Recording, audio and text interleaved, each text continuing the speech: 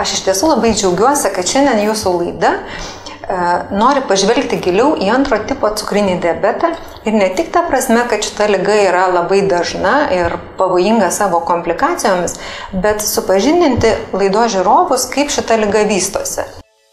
O vystosi jį taip. Valgant, dalis virškinamojo maisto paverčiamas gliukozė, pagrindiniu organizmo energijos šaltiniu, ir kraujas ją išnešioja po visą kūną. Insulinas, kasoje gaminamas hormonas, padeda ląstelėms pasisavinti gliukozę.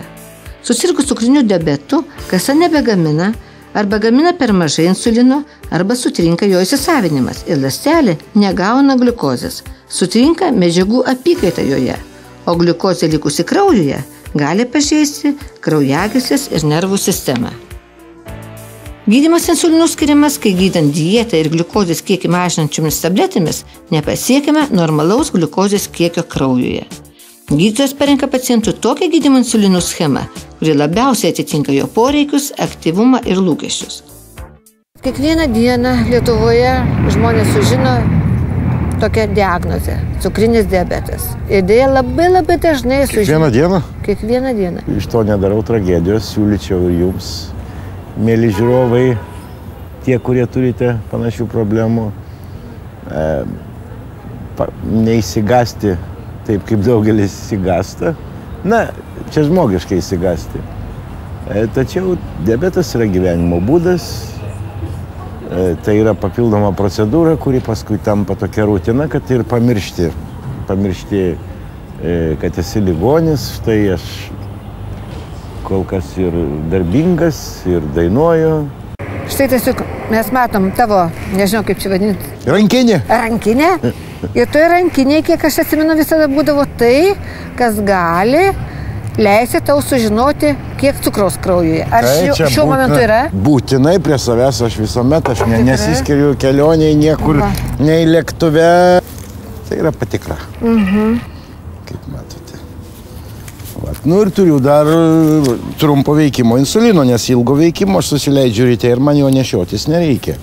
Yra toksai, tas trumpo veikimo leidžiamas į pilvuką. Atrodo gal ir baisiai, bet visiškai beveik neskauda. Nes adatytės plonos yra ir tai jau įpratęs aš esu. Tai va toks mano čia jau visada prie manęs yra. Gerbiamas profesorius, daugelį metų gydote pacientus sergančius cukriniu diabetu ir jeigu prisimintumėt, kaip jūs juos gydėt prieš 20 metų, prieš 15 metų ir dabar, turim ko pasidžiaugti?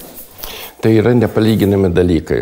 Tiek diagnostinė prasme, tiek diabeto kontrolės prasme, tiek konkrečiai gydymo prasme. Šiandieną mes turim visus naujausius vaistus diabetui gydyti, kurie yra pasaulyje. Yra labai svarbu, kad išsekus insulino rezervui organizme laiku būtų pradėtas gydymas insulinu. Ir šito gydymo metodo iš tiesų nereikėtų bijoti, nes dauguma pacientų net ligos susirgimo pradžioje tik sužinoję diagnozę klausia, ar nereikės man insulino. Tai atsakymas būtų visiems, taip tikrai reikės, tik tai vieniems anksčiau, kitiems vėliau. Tai yra natūrali ligos eiga ir kažkada tas etapas prieinamas. Insulinas tam tikrais etapais kompensuoja to, ko organizme nėra ir užtikrina normalią medžiagų apykaitą. Jis iš principo nesiskiria niekuo nuo natūralaus organizme gaminamo insulino.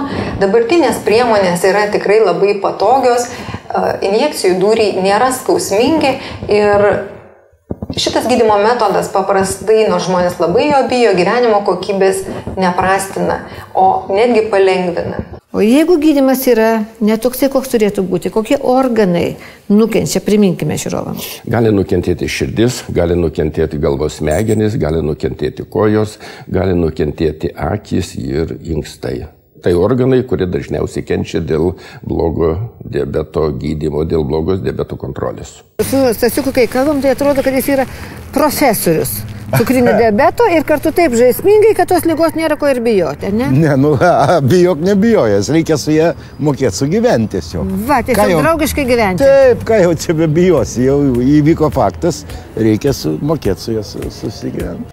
Štai švirkštas, jame insulinas, kuris padeda 140 milijonų pasaulyje sergančiųjų cukriniu diabetu kompensuoti sutrikusią jų kasos funkciją ir visavertiškai gyventi.